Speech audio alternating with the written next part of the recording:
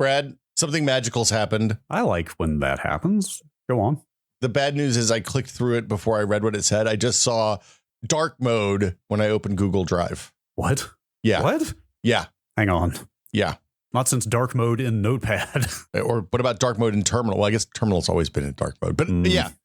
So so I didn't read enough to see how to turn it on before I just clicked through it, because I don't ever read stuff when it pops up on a page that I use all the time, like Google Drive. Now I'm frantically clicking around this Google Doc of questions we have lined up for this episode, trying to find. It's got to be here somewhere. So in Drive, if you click the gear in the top right corner, the second option is appearance, light, dark, or device default. My Google Drive is now in dark mode. Now let's see what that did to Docs. Nothing. What? Get out. Get out. They're two separate products. It's two separate products, Brad. I'm sorry. There's nothing I can do. I have bad news for Google about how brains work. Does that annoy? Like, that still annoys me, because it used to be that you went to docs.google.com and that was your like word processor and all your word processor files. And I guess you can still do that, but the search there is bad. Yeah, I'm doing that right now. Is that not still? Yeah. Okay. So yes, it does still break out a list of just docs, but in a very Drive-like interface. It's basically the Drive interface without the search and sort options that you have in Drive the last time I looked at it. Let's see. So the this is going to get complicated. The Drive-esque view for docs is not dark mode. That's still light. This is very disappointing. I thought something magical had happened, and instead... Look, you've lived in the modern world long enough, right? And this is what you get for believing in magic.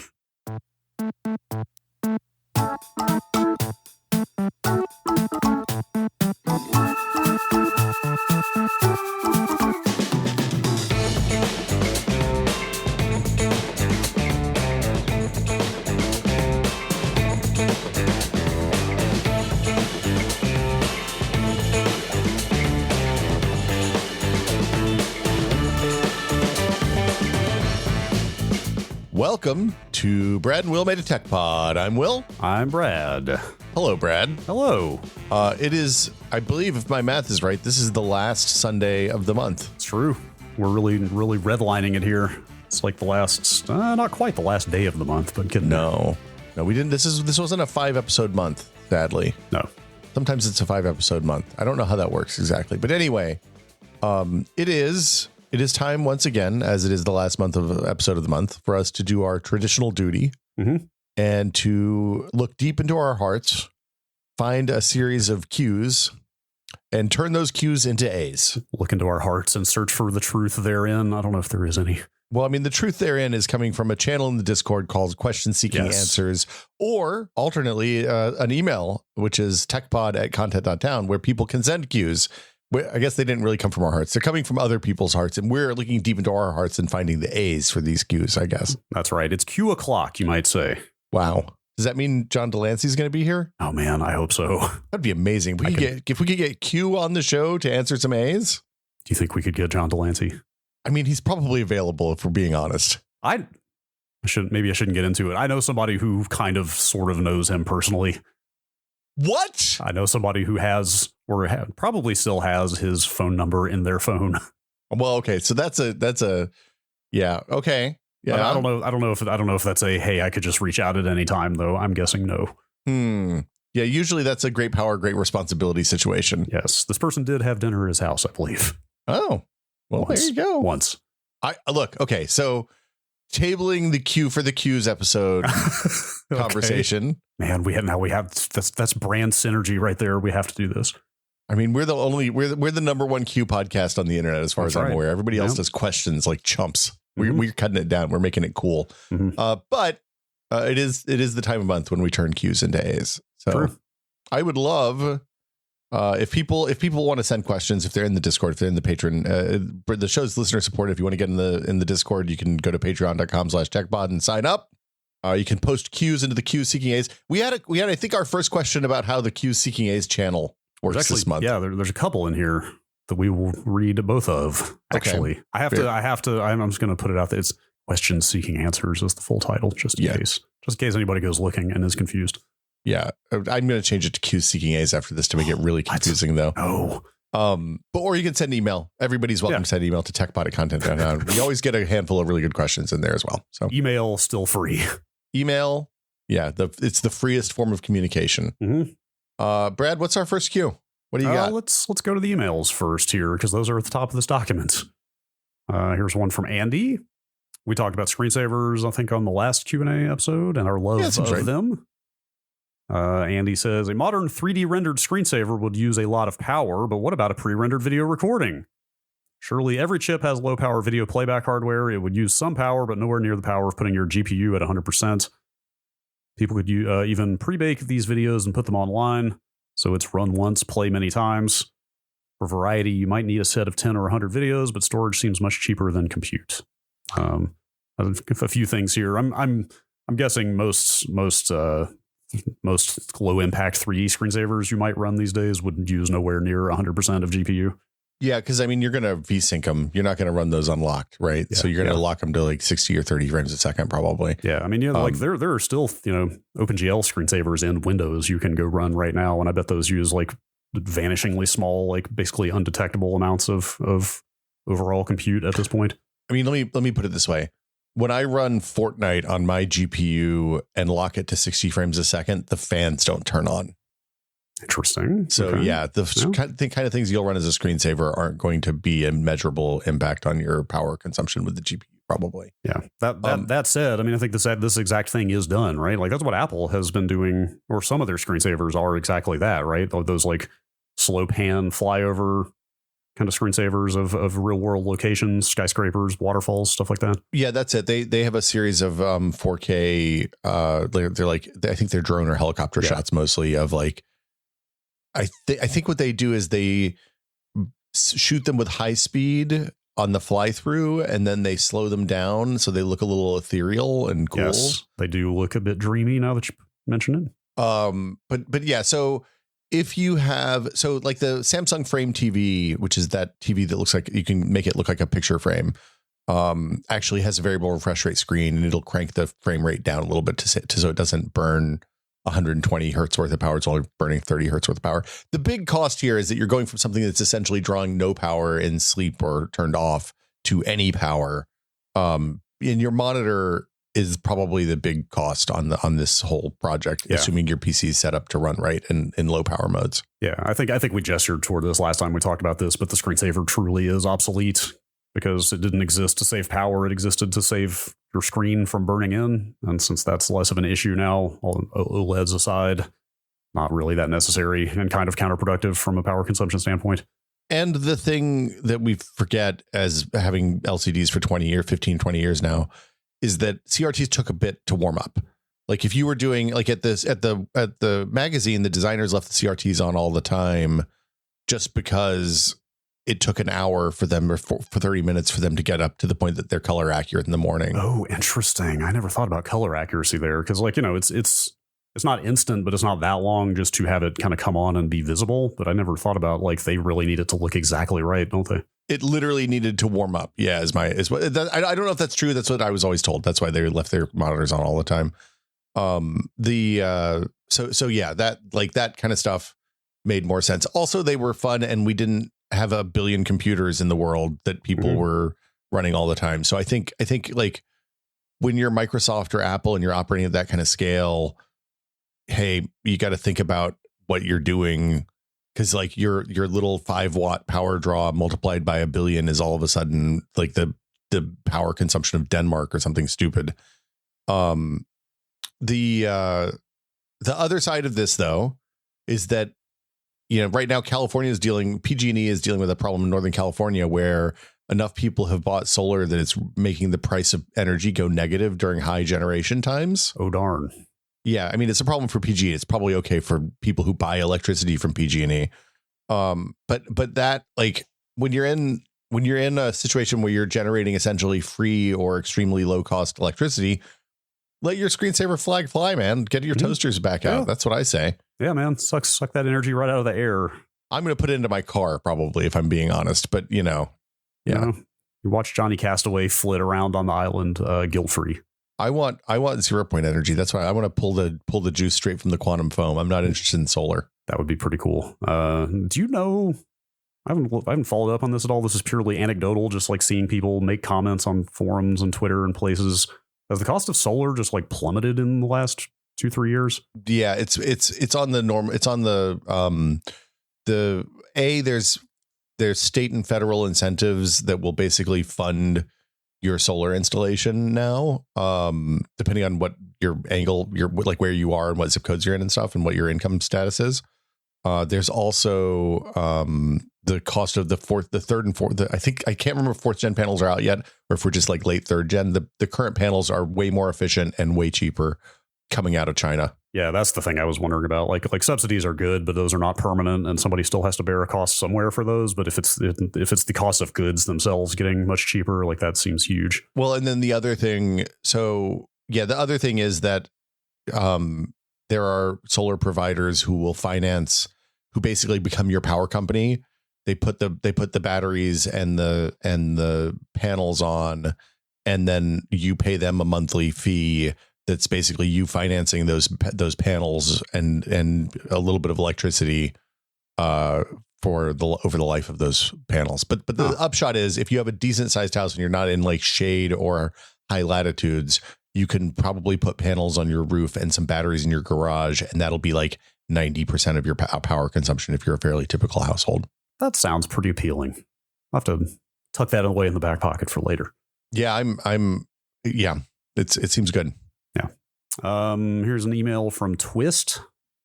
After your recent Home Assistant update, I got thinking about whether or not it might be able to simplify my AV setup in my game room.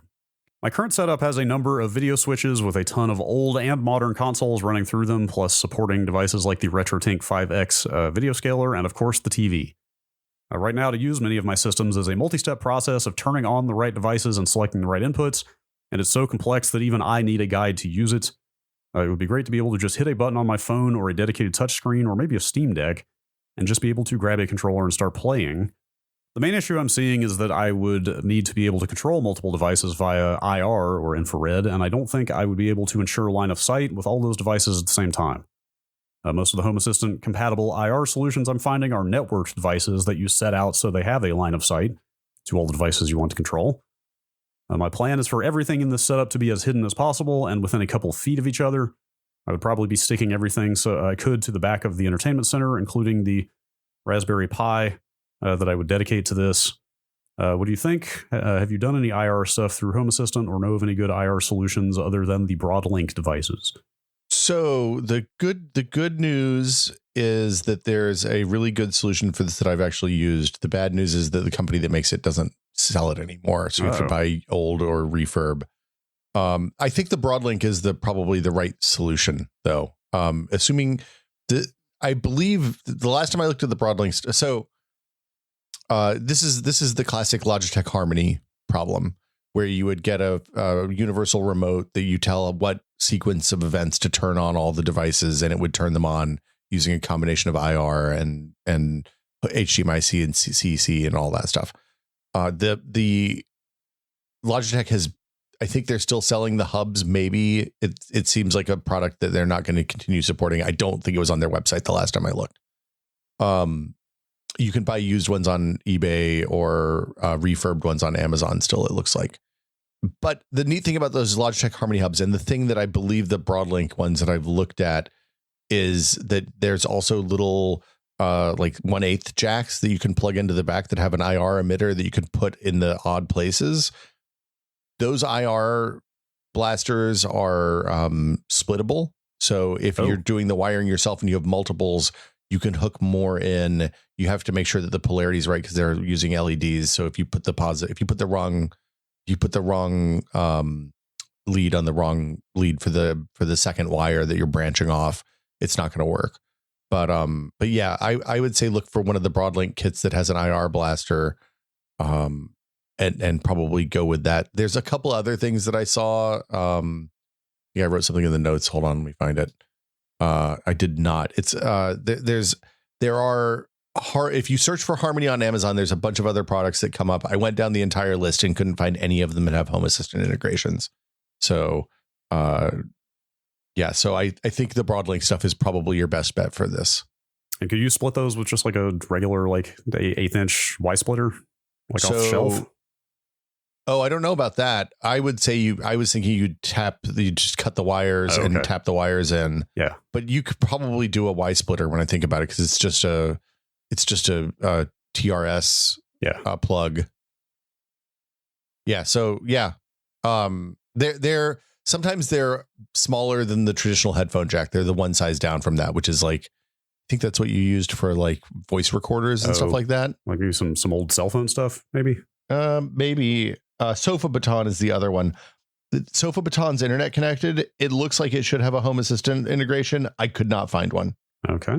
And Sofa Baton has hubs for like 80 or 100 and between $150 and $180 that have IR blasters.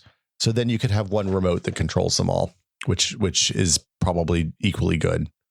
The other thing is for the screen on your in your living room, you can either take an old tablet, like an old cheap Android tablet, and put Home Assistant on it in kiosk mode, or you can just the Stream Deck is if you have a PC in there somewhere, the Stream Deck is a real popular solution for this kind of thing, because it's just a set of nice looking buttons. Yeah. Speaking of TRS, I finally went down the old tip ring sleeve rabbit hole. Oh, what'd you do? It was because of a just a cable, like a headphone jack extension cable I bought to use with these Astro A40s that don't use a standard TRS or even TRRS plug. What, really? I think it might be TRRR, like 3 R's S, I believe. Well, hold on. Are you trying to go? Where are you putting the extension between the PC and the? No, this is in the living room for my AV receiver to the couch. Oh, because I've got some stuff in the chain now that there's no easy way to do wireless headphones with. Boo. Yeah, it's a bummer. But anyway, there's a lot of R's out there. Can I ask a stupid question? Sure. Do you ever just plug your analog headphones into the controller? That's one of my favorite things to do. Absolutely. For Xbox and PS5, that's totally what I do. That's one of the best features of the last couple console generations to me. You can just sit there and not annoy your loved ones while you're playing video games in the living room. Yes, but like Switch, and also like watching just TV movies off of like the TV's built-in apps. I don't have a great wireless solution for that at the moment. And I was like, what if I just bought this $10 extension cable? And then it didn't work with those headphones, and I was like, this is too many rings. All right. So I don't know why that would be the case, because when I plugged in I don't have a current set of A40s. Mine are very old now, but they were standard TRRS. I think this might be more recent. This might be in the kind of like, oh God, what is the branding, like the TR Logitech? God, I can't remember. I cannot remember what their branding is. It's like Pro TR, I think, Pro Tournament something like that. Yeah, this was from like the Astro subreddit. Got it. The certain headphone jacks just don't like those plugs. Anyway. They don't make them like they used to. The old ones are better, it turns out. Yep, they sure don't. Who knew? Yes. All right, Discord questions. Here is one from Andreas3000. How do you do your research for topics or just in general? It's become hard to find trustworthy sources that aren't bogged down with SEO garbage and clickbait ads. Any tips for the common geek other than Reddit? I think that is a problem, a quandary that the entirety of the internet is currently trying to solve together. Yeah, it really is. I don't think there's a good answer for this as of yet, other than to say, yeah, it sucks. Did you see Ed Zitron's thing yesterday? No. He, it was his newsletter this week posted he went through and found old emails from one of the Google antitrust lawsuits that were released in court between the person who's in charge of Google ads for search and the person who's and the search team about how they should make how they should roll back anti-spam stuff so that the Google ads are a better result. Basically was the gist. Okay. Great. Yeah. Anyway, so I don't know what the solution for this is to start with is to look for first resources, like first party sources. So look for people who actually are doing testing and who are actually doing testing, like Wirecutter and Consumer Reports and stuff like that. Often Wikipedia is a good place to go and find the initial sources, because they're always in the citations down at the bottom of the articles. Wikipedia remains pretty good about not allowing people to put stuff in the Wikipedia that doesn't have an original source. Looking at newspapers and magazines and stuff like that. If we're doing old stuff, archive.org is really good. So like I'll spend a lot of time on archive.org. Like if I'm looking for, so I'm literally working on history of video research, right? History of home video formats research right now.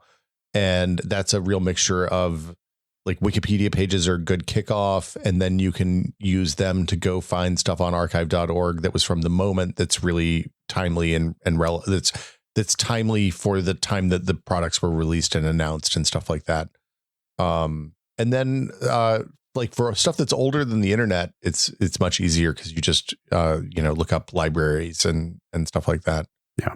But the modern, like how you find out whether a product is good today, the signal to noise ratio is the worst it's been since like Alta Vista was announced. I think it started becoming popular. Does it seem unsustainable to you? Like the state of affairs seems like such a mess at this point that it doesn't it feels like it can't last forever, but maybe that's just being naive. I'm always worried about making statements like that because it's hard to tell what's just us getting older and everything feeling like different than it was when we were not older. Yeah, I don't know about that in this case, though.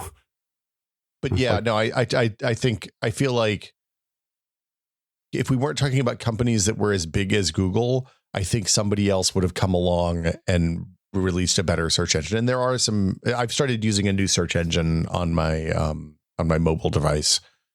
It's not DuckDuckGo. I'm not ready to talk about it yet because I haven't really used it all that much. Secret search engine? But yeah, I think that we're gonna see. I'm surprised we haven't seen more competition. Yeah, that's kind of what I was getting at. Is like things are so universally agreed upon to be terrible that at some point somebody's going to be like, you know what? There's probably more money in doing this well and making something people like than in exploiting and irritating them all the time. Well, if the stuff that Ed dug up bears fruit, I think we'll see litigation or Justice Department inquiries or something like that. Because like it's hard to argue that Google doesn't have a search monopoly.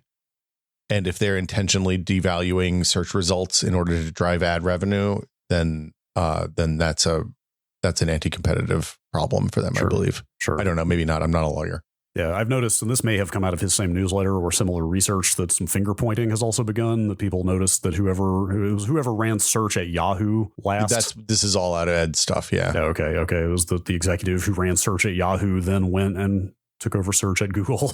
Yep. After ruining Yahoo search. I mean, Yahoo search was bad before that guy got there, but yeah, it's a mess out there. It's bad. There's a question from Mountaineer Blue, who I am to understand is from Australia. Good day. Yes. Why is the Messages app on iOS icon green when that's supposed to be the color that's unpleasant to look at and causes othering? I think they're referring to the haves and have-nots issue of blue bubbles versus green bubbles in the Apple Message ecosystem. Wow. That I think is primarily an American phenomenon, but still. It's because in the beginning of iOS, all the bubbles were green. Right. Yeah, everything was green. I just looked it up, actually. I wasn't sure, but yes, iMessage, I should say, is the official name. Did not come about until 2011. Yeah, it was an iPhone 4S era thing, right? Yeah, so like 3 years after the iPhone launch. So there absolutely was a period when all bubbles were green on the iPhone for quite some time. Yeah, I'm surprised they haven't changed it when I think about it. To a blue icon? Well, I mean, it's funny. All the telephony stuff is green because the phone icon's green too. Oh, yeah, sure. I didn't think about that. It's kind of the only green icons on my phone. That and Spotify, I guess. Yeah. I find it incredibly annoying that if in very small sizes, the iMessage and the WhatsApp icons are pretty easy to mix up, like on your watch, for example. So I started using Beeper, which is it's you hook it up to like WhatsApp and all your message clients. Yeah. It used to be the thing that let you get iMessages on your Windows devices, but they got sued, and I don't think they're doing that anymore as a business. So are they the ones that were exploiting that they found some exploit in the account creation last fall, and for like a weekend they were like, hey, you can get iMessages on your Android phone with just your phone number now. You don't need to make an account, and let us run it on a Mac for you and have access to your messages. Well, yeah. So that they also were letting you run a Mac somewhere that would just forward your messages that as long as that Mac was on.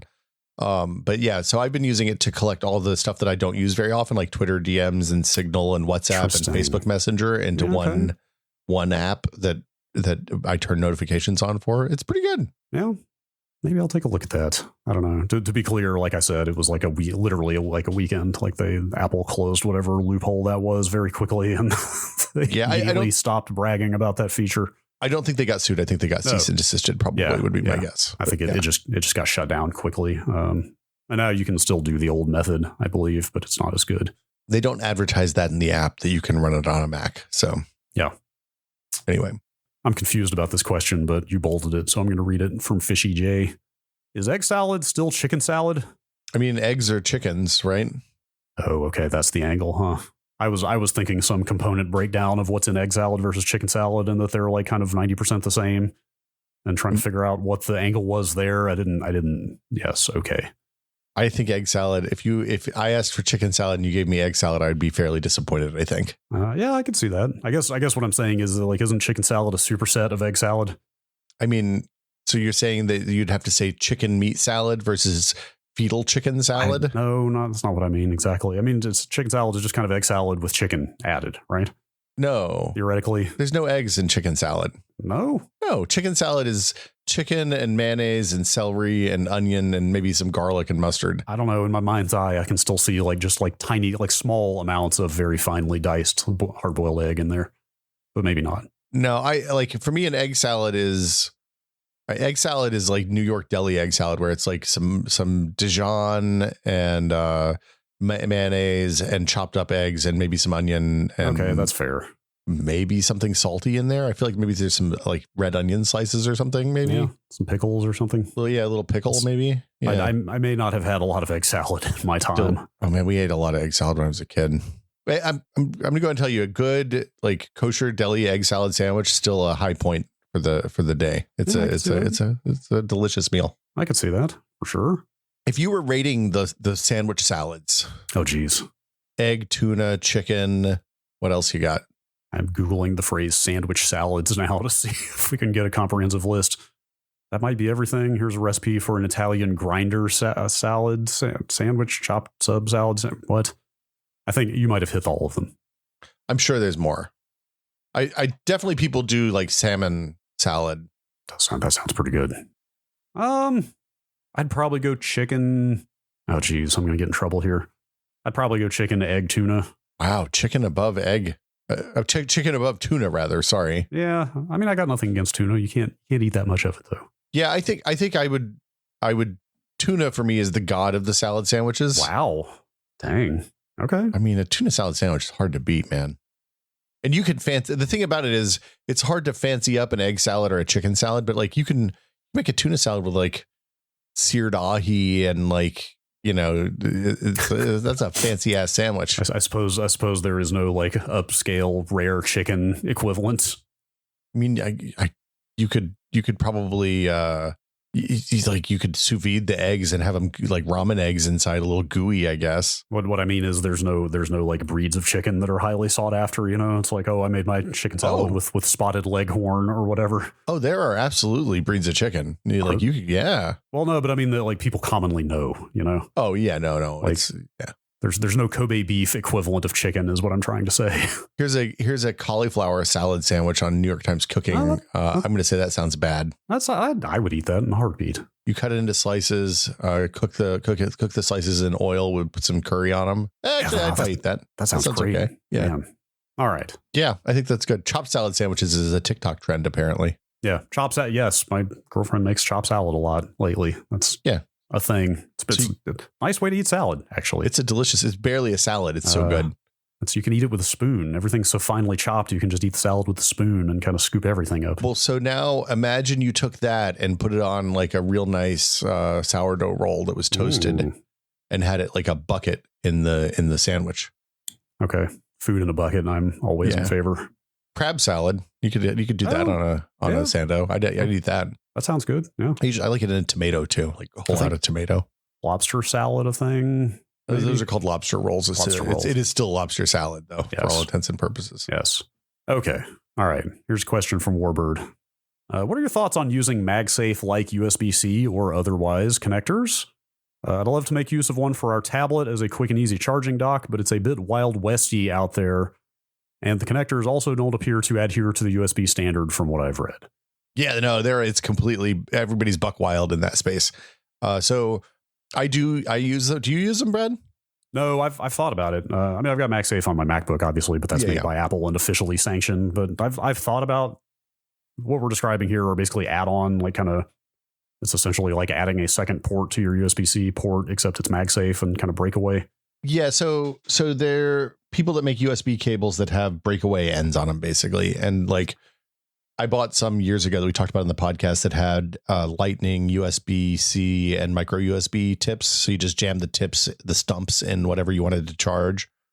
I use them exclusively for charging and for usually low power stuff. So like, they're great for charging controllers, rechargeable controllers. They're great. Ooh, yeah. My daughter's Switch has one in it because it's relatively low power, and she only uses it. She doesn't use it. Like, basically, you can't use it if you're going to use the device while it's plugged in. Because it'll come on and off and turn on and off the charging constantly, and it'll jack you up just from wobbling because it's not as tight as the MagSafe.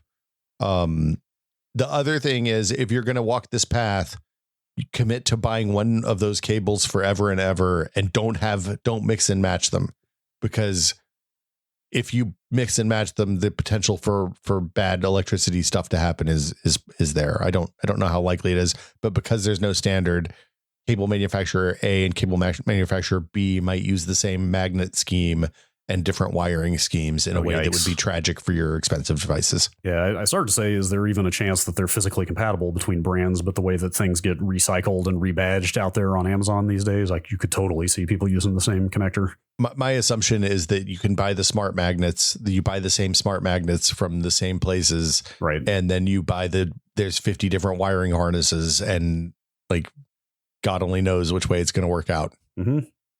There's the one factory that makes all the smart magnets. I had to replace the battery in that 94 Civic at my parents' house last week or the week before, and the guy who sold us the battery was saying that all the car batteries basically come from the same factory these days.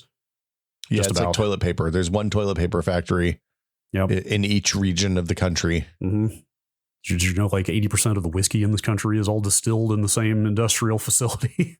Well, because a lot of places only do the blend in, right? Yeah, they do like I can't remember the name of it. It's a very corporate sounding like acronym for this place in like Indiana or Ohio, somewhere in the Midwest, that just does corn grain alcohol. Yeah, like they do the basic distilling, and then they sell the distillate to quote unquote distilleries who are not actually distilling, but they are aging and blending. So there is some amount of finishing there. I don't. This is why if you got to buy the bourbon instead of whiskey, because the bourbon has to be not blended like that. It does. I'm trying to remember what the rules are around bourbon. There are rules.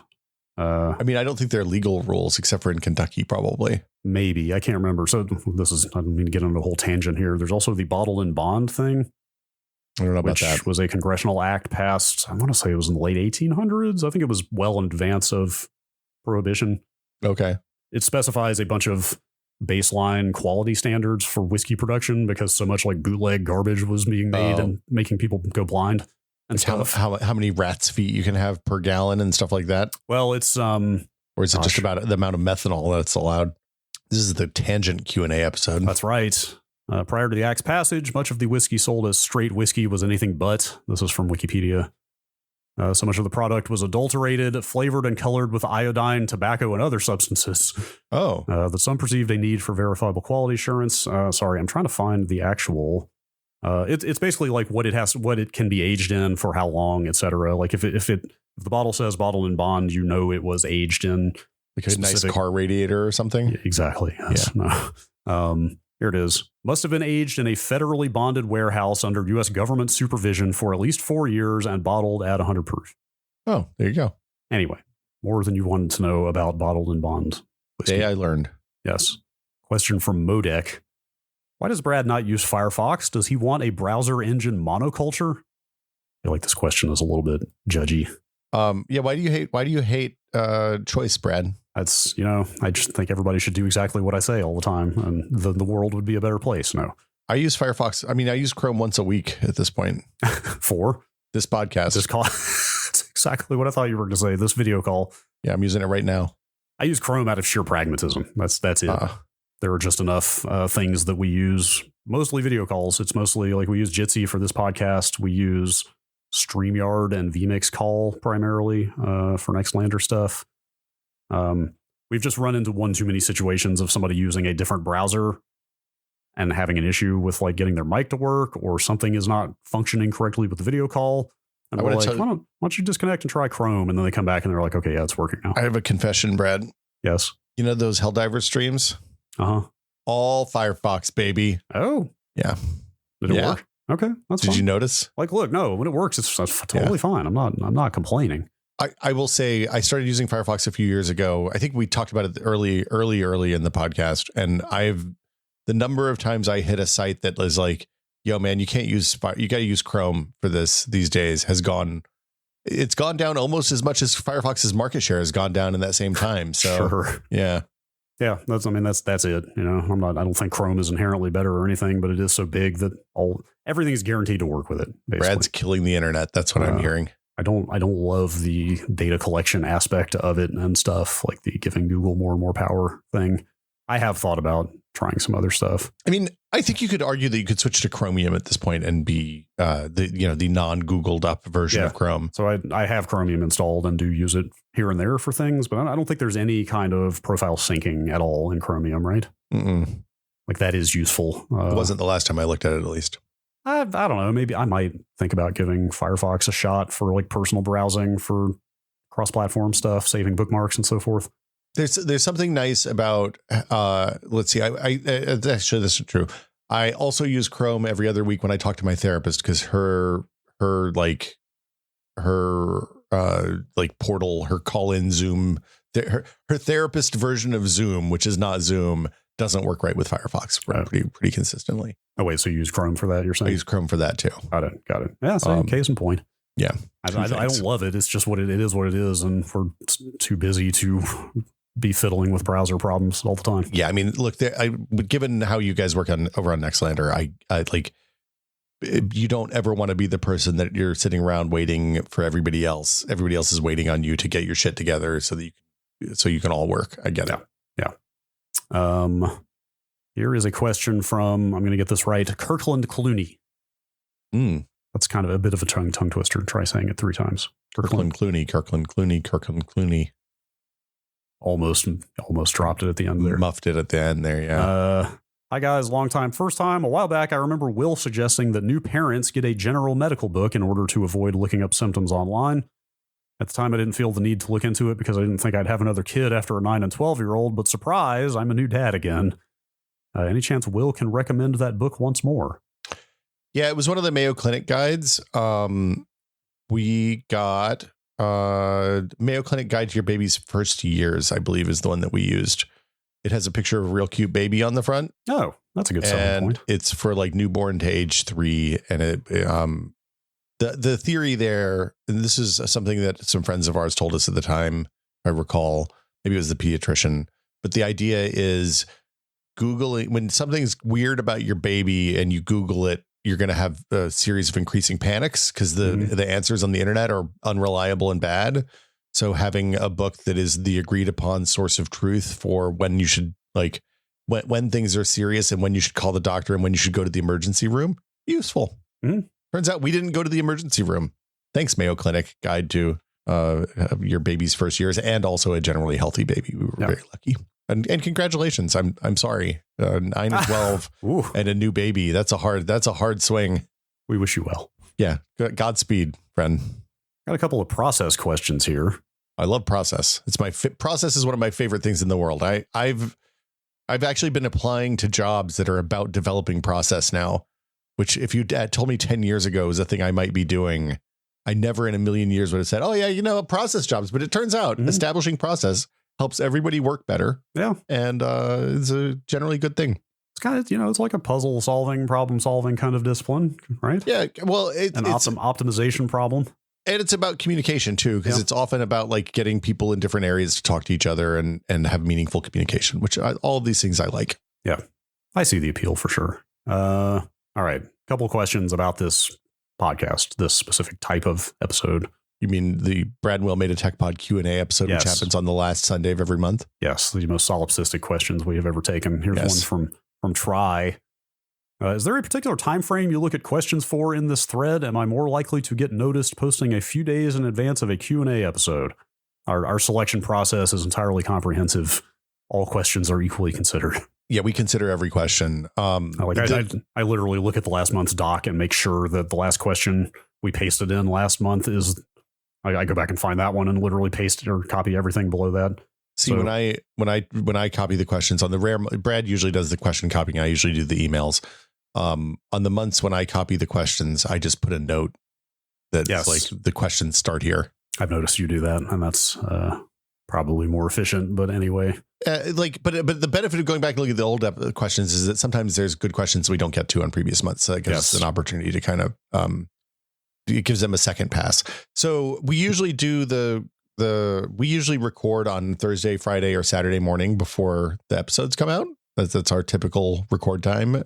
And we usually pull the questions a day before at the earliest. So yeah. Or sometimes right before, or, like hours before, right up to. They're generally most questions that got asked before the episode was recorded are considered. Yeah, I would say if you're asking about something that's like of the moment, the time that's most likely to happen is like if you're asking about news, the time that's most likely to hit is the week of the recording. If it's something from the first week of the month, often it's no longer relevant by the time the episode airs. Yes. But all questions do get read and considered for this by both of us. Just to be clear, we both read the entire list. Yes. Here's the other question from Bats. It's a pretty good username. I'm Bats. This is asked in the Discord channel and pertains to that channel. How does this channel work with the magic disappearing messages? I was idly curious how it worked and was noodling around in Discord settings on a test server, trying to replicate it for fun, but was stumped. I think you set that up originally, if I remember. Yeah, so everybody has the permission to view the channel. Everyone has the permission to send messages. Only Brad and I have the permission to read message history. That's it. Yes. We explicitly block message history for the patron role, which is what everybody in the Discord has. Yeah. So what that means is you see a message as it's posted. Like if you're in the channel lurking, you'll see the messages come through. It's not, people shouldn't take it as a private chat to ask us questions about private stuff. But you do get like once it's out of that initial buffer, the messages go away. So if you leave and come back, then the channel will be blank again. Yeah. It's a stupid implementation. Yeah. Like I literally did it because I was like, I wonder if this will work. And then it worked. And I was like, this is very stupid and fun. I like it. Oh, that was not like an established practice. You just figured that out. Nope. That's cool. I came up with that. Those are the best. Speaking of process jobs, that's my favorite thing, is just solving problems in unconventional ways. All right. This is a historic moment.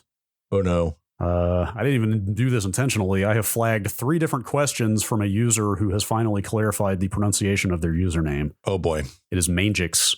Oh, Mangix. I may not read all 3 of these questions, but thank you. Now we know for sure. Wait, is it Mangix or Mangix? Well, because they didn't say whether it's a hard G or soft G. It's pronounced MANE-GIX. So I guess you're right. It could still be Mangix. Or Mangix. Okay, we'll need further clarification. Yeah, part 2 coming next month. Yes. All right, here's the question. I don't think this is much of a thing these days, but back in the 90s and 2000s, some websites required you to enter the www dot of a website in order to access it, or it wouldn't load. Sometimes you'd see the URL bar change to include or exclude the www. Any ideas why this was and what changed? So it used to just be that people didn't set up their DNS settings right. Yeah, or they did intentionally. I mean, I guess, but I don't know. Like it's one of those things that like sometime in when did Google released a white paper that was like, hey, we noticed that people click 17 more links if the pages load fast around the time they launched Chrome, right? Oh, I didn't know about that. Is there actual research to why this was dropped? Yeah, they did a lot more. Well, so it's the same as the everybody uses defaults research, right? So Microsoft got in trouble for leaving Internet Explorer as the default browser, among other things, because like some enormous percentage, like high double digits percentage of users never change the defaults on anything, which is why Microsoft loves to do things like put ads on your lock screen now, because most people just leave them on and they're like, oh, well, this doesn't. I'd love to know about what's happening on MSN today. My guess is that people started setting the DNS records to either forward or redirect to www dot, or just drop the www dot entirely, because it makes it easier for people to find your site. Yeah. Yes. And also a lot of people just don't bother typing it anymore, right? Like people would much more readily type google.com into their address bar than www dot, right? Yeah, like YouTube redirects to www, but like most of the sites I use on the day-to-day are not www sites anymore. Twitter is twitter.com. I think Google 10, I guess. Oh God, no.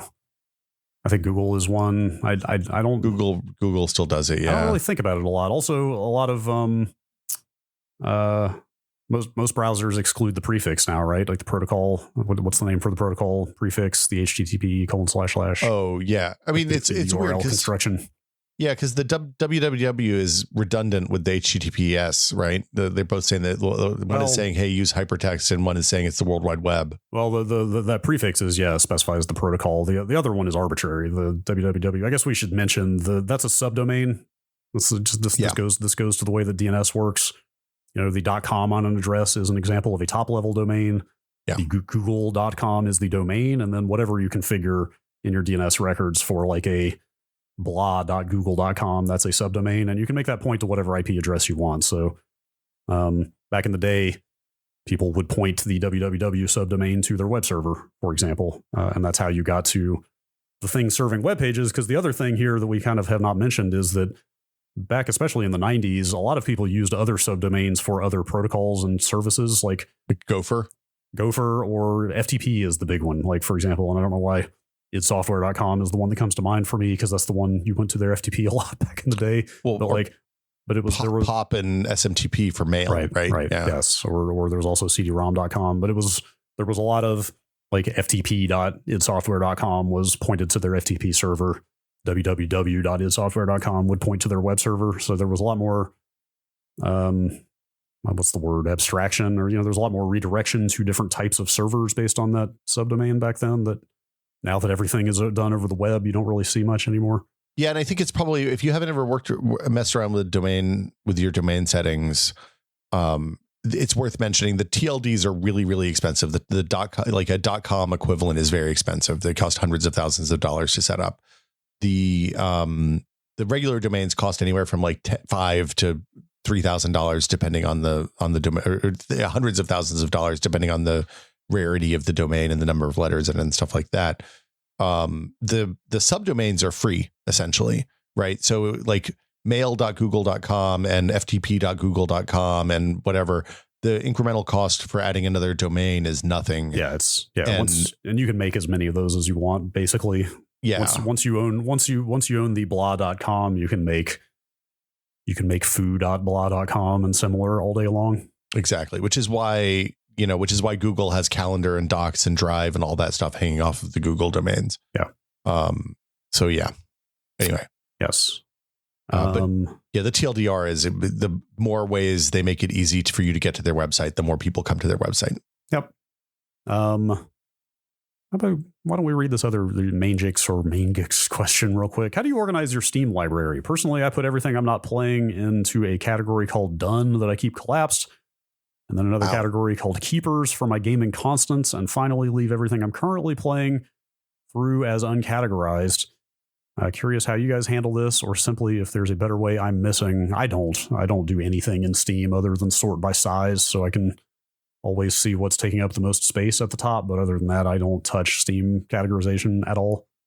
I sort by most recently played or installed, depending, or acquired. Like the Steam Deck is usually most recently acquired, so I see like what stuff I want to install locally or what I want to stream from the big PC. Yes. And then the rest of the library is just recent, so I see what I've played recently. Yeah. I guess I should specify the sidebar, at least on PC, the sidebar of the library definitely defaults to most recent, or does it? I think it defaults to alphabetical. Oh, you're right. But I've got that set to most recent, so that's kind of that's my what I've been playing. But then the big window with the box art, the kind of display case looking thing is sorted by size.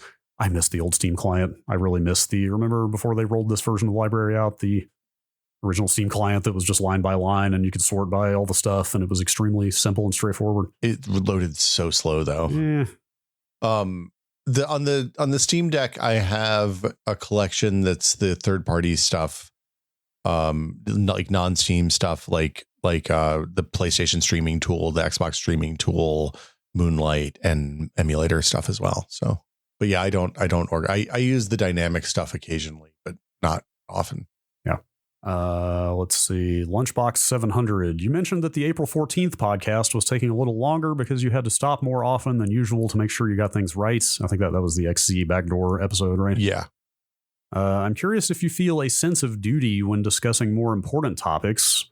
It seems like very few people do these days.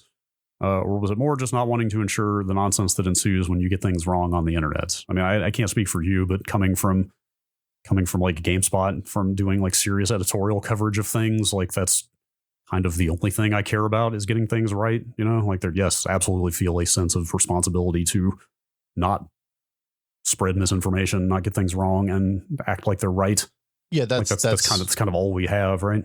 Like when I started at ours a long time ago, our only rule was don't make mistakes, right? Like what could be simpler? Yeah, it's pretty straightforward.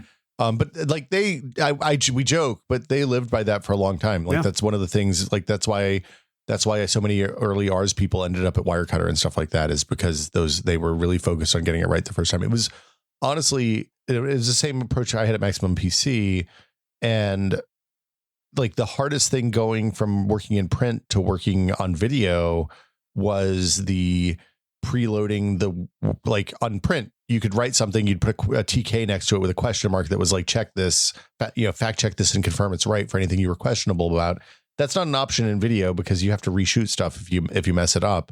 Yeah. And that was the biggest adjustment going to Tested for me when we started Tested was making that, hey, we have to have our shit really locked down before we start talking about it, rather than like write it, make your assumptions, make sure the assumptions are correct, and then make sure it's clean by the time it goes out in the magazine.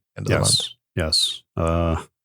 Phenomenon I've noticed with the rise of social media, and I swear I'm not subtweeting anybody in particular or putting anybody on blast here, but I feel like on social media, the litmus for is this person an expert has shifted from do they get everything right all the time to how confident can they sound in what they are saying.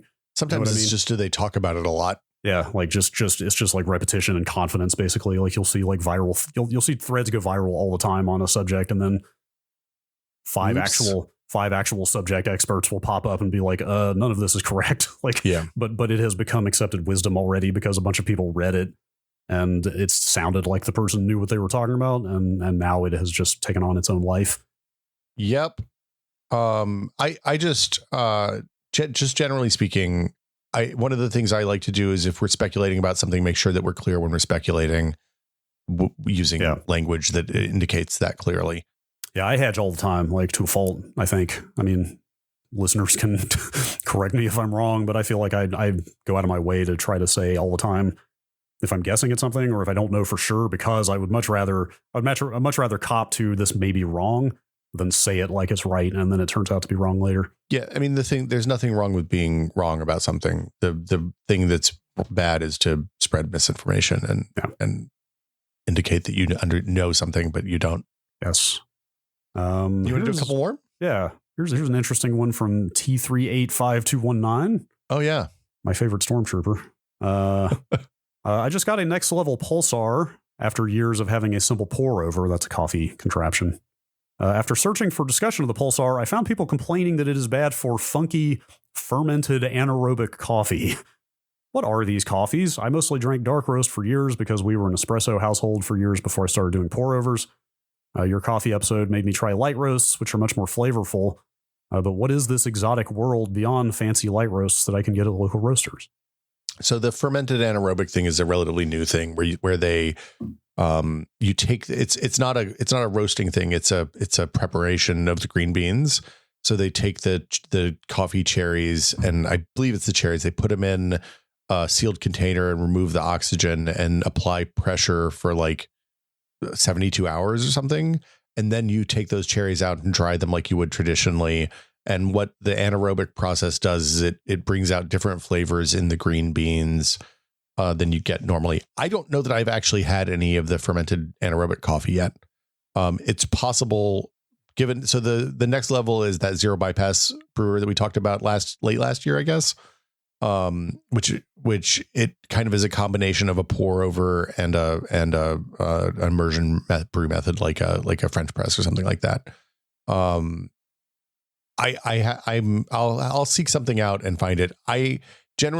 My guess is that if people are doing fermented anaerobic prep on the coffee, like my understanding is that it's not a thing that's like the Nestle approach to wet coffee prep, where it's just like so they can take shitty coffee from regions that aren't good at growing coffee and make them palatable. It's a new way to extract different flavors, and it's kind of a trendy thing right now. So I don't know. I don't have personal experience with it though. I'd be curious. I know we have a couple of listeners who are deep in third wave coffee and like baristas and roasters. So I'd love to hear what they think in the Discord. As far as you know, it is just a flavor thing. Like it's not like people, you hear the word fermented and you think probiotic or alcoholic or something. There's nothing weird going on there. No, it's just a flavor extraction thing. It's just making it's getting different things out of the beans. Yeah. That's good to know. The wild woolly world of coffee science. It's fun. The zero bypass stuff has started a whole wave of crazy new brewers, and like it feels like it seemed to me like the brewed coffee scene kind of slowed down a little bit over the last 10 years after like the Clever and the, there was a moment starting with the inverted AeroPress method that went through all of these new pour over techniques and all sorts of immersion stuff, and like stuff like the Alpha Domiche, computer controlled siphon brewer and stuff like that. And then it kind of got slow for a little bit. And it seems like it's like people are getting into it again, which is exciting. All right. Last question, I think, here. Okay. From 6. I have to defend my honor here. Although actually this one really weirded me out. I had to do some digging. Okay, this one has been bothering me for a bit. A few episodes back, Brad teased the John Romero book by talking briefly about the section where the port of Wolfenstein to 3D to the Super Nintendo spurred the development of BSP, or I guess to put it accurately, it spurred them as developers to adopt BSP techniques in the development of that game. That those existed in academia and stuff before. I just don't want to give credit to id Software for inventing the binary space partition or whatever. Yeah, they in fact figured a novel application for it. Yes. The port of Wolf 3D to the SNES spurred the development of BSP, changing the course of 3D graphics forever. This is an amazing story, except it's not actually in the book. When Brad mentioned it, it sounded interesting enough that I went and read the book. I got to the part with the SNES port and was excited for the BSP story, and it wasn't there. So I forgot about it until the full episode on the book. When Brad relayed the story again, I assumed I was wrong, so I went back to the book and read that whole section again, see if I'd missed something. In doing some Googling, I came across a Reddit thread that points out that an early tech demo of Doom version 0.2 was already using BSPs on February 4th, 1993. Before the work on the SNES port was supposed to have begun. So am I crazy? And this story is actually in the book? Or is Brad pretending it is because he's read the possibly apocryphal story on the internet somewhere? Help, this has been bugging me for weeks. So I got to say, I realized this when because you had teased this, and then I assumed I had nodded off during that part of the book and just paged forward through it or something when I was reading on the Kindle. Sure. But yeah, so what happened, Brad? What's up? I don't have the book in front of me. You went through it briefly before this and could not find reference to this either. There are 3 references to BSPs in the book. 2, one is in regards to mod distribution. One is in regards to Doom. Yeah. Being one of the first implementations of that in games. And then the third one is a footnote that explains what BSPs are, basically. Yeah, I guess I'll say up front, I have done enough digging to confirm that was in fact true. I just don't know where I read it. I can't find it, but I have found similar evidence of it elsewhere. Yeah, directly from the id Software guys. You specifically referenced the Black Book, right? Yes, what's the author's name? Fabian Songelard, I believe, is the author of the famous game engine Black Book on Wolfenstein 3D. He also did one on Doom, which I have thought for years about reading those books, but I don't know. I definitely don't have the time. Probably also don't have the technical proficiency because they are very technical. And I think those books only came about because the source code is out there. That is Game Engine Black Book. Wolfenstein 3D is the full name of that book that you can go find a PDF of on the internet or buy a hard copy. But there are quotes in here that specifically spell out exactly what I was saying. I could read them if you want. The thing that I thought you were talking about, because you kind of teased it, was the fact that they used a bootleg debugger to make the SNES port of Wolfenstein, which I thought was a trip. That is in the book. Yeah, that is in the book, 100%. That device is called the Sluggo 3. Doesn't sound like a real device name, Brad. Roman numeral 3. If you go Google Sluggo 3, you'll find pictures of it. They absolutely... Yes. Yeah, I take it back. It does sound exactly like what a bootleg debugger for a Super Nintendo would sound like. As somebody, I didn't really get a lot of my hands on like early SNES bootleg technology, but I knew people back then who had stuff like that, like floppy disk copiers and stuff. And yes, like Super Wildcard DX and things like that were the types of names you saw.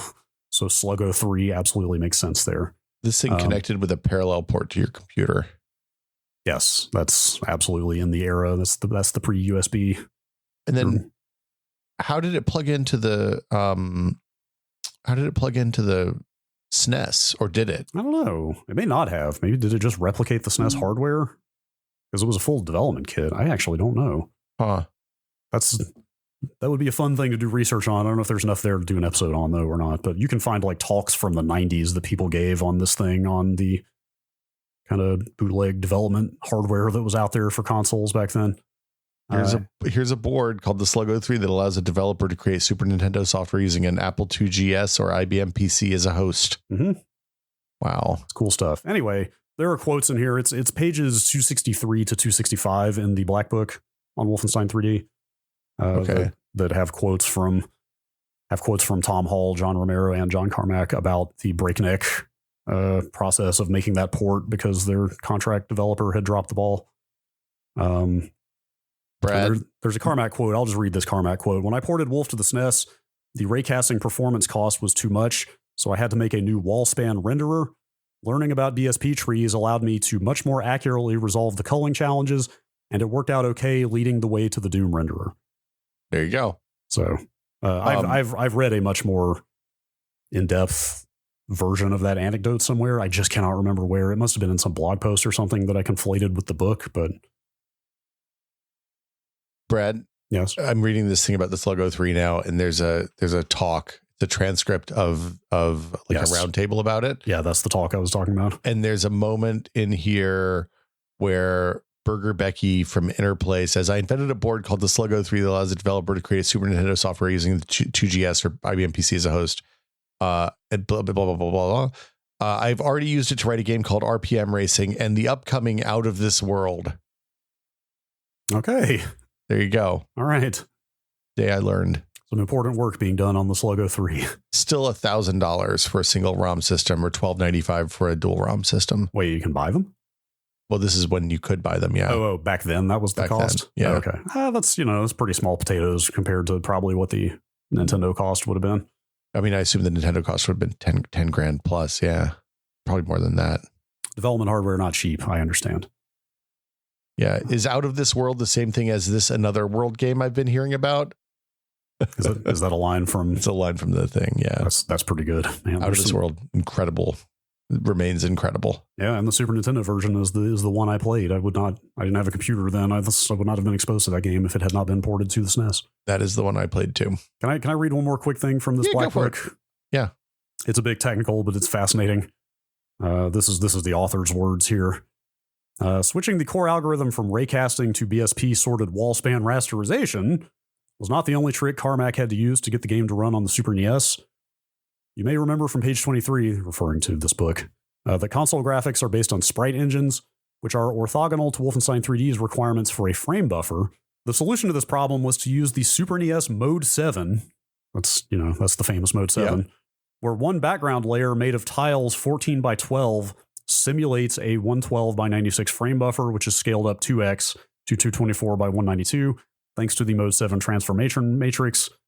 The Super NES PPU sprite engine is used to draw the weapon and the status bar with 32 by 32 tiles. Is this in Wolfenstein? Yeah, that's Wolfenstein on the SNES. That is nuts. Literally uses Mode 7 with a grid of tiles to simulate a frame buffer to render the 3D world. That's crazy. Graphics development, old school graphics development is pretty fascinating. Anyway. Yeah, and I think that's as good a place as any to wrap up another successful Q's turning into A's session. Hang on. Are we able to rate our own success? Are we able to declare ourselves a success? You know what? I feel like who better than us to judge, look deep into our hearts and say, those Q's are now A's, right? I think everything we do is sublime and above reproach. Well, I see this is where you and I very, very much differ, because I am always questioning everything I do in every single instance of my life. But that was very much a fake it till you make it kind of thing. As always, Brad and Will Made a Tech Pod is a 100% listener supported show. That means we don't have advertising. It's true.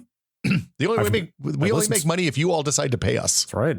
Listen to and edit the show every week. I can tell you with authority, no advertisements. No ads.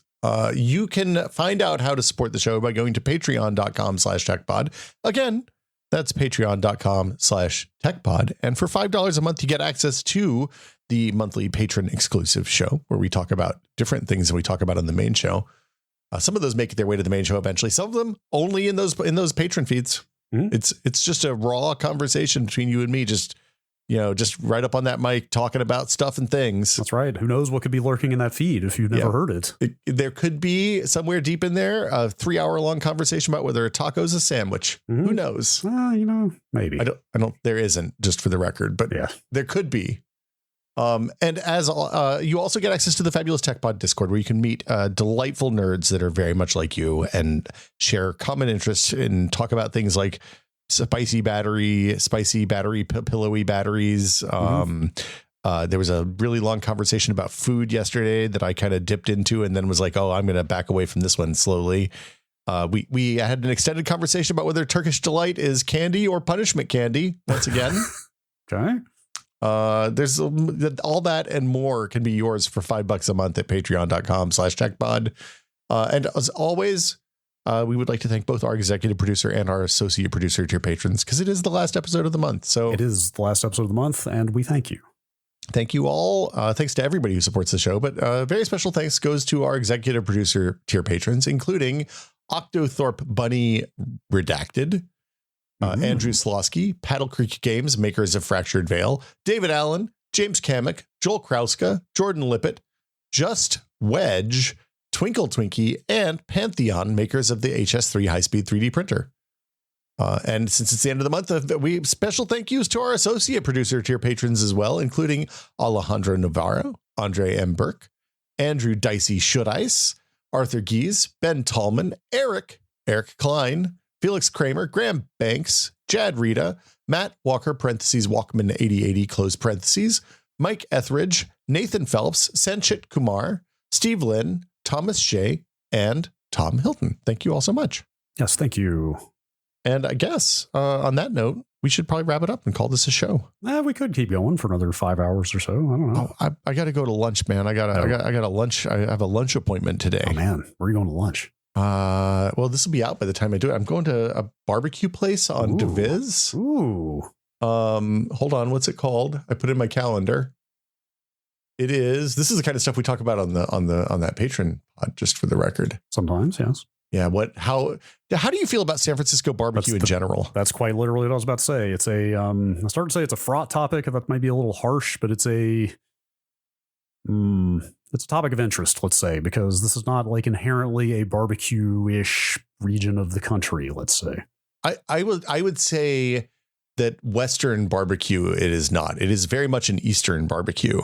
Is like it? like Asian barbecue. Oh, that type of barbecue. Interesting. Like Korean barbecue and like sure. that kind of stuff. We get all like, it's super good. Oh yeah, absolutely. For sure. I was thinking like your standard pulled pork or Texas brisket type stuff.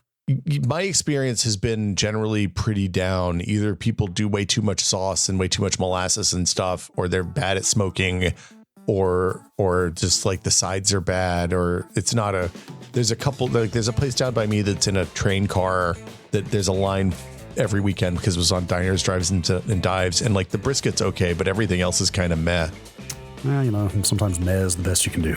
There was a place called Cat's Head that went under during the pandemic, I think, over on Division. That was great. But I'm going to 4505 Burgers and Barbecue, which I'm pretty sure I've been to before. I await your review. The fact that they sell burgers is already like barbecue place should only be barbecue, right? Agreed. Maybe some tendies for the kids. Yeah. Anyway, we'll be back next week with another Tech Pod. Thank you all for listening. And thanks for all your support and letting us do the show. We love it. Bye. See you all next time.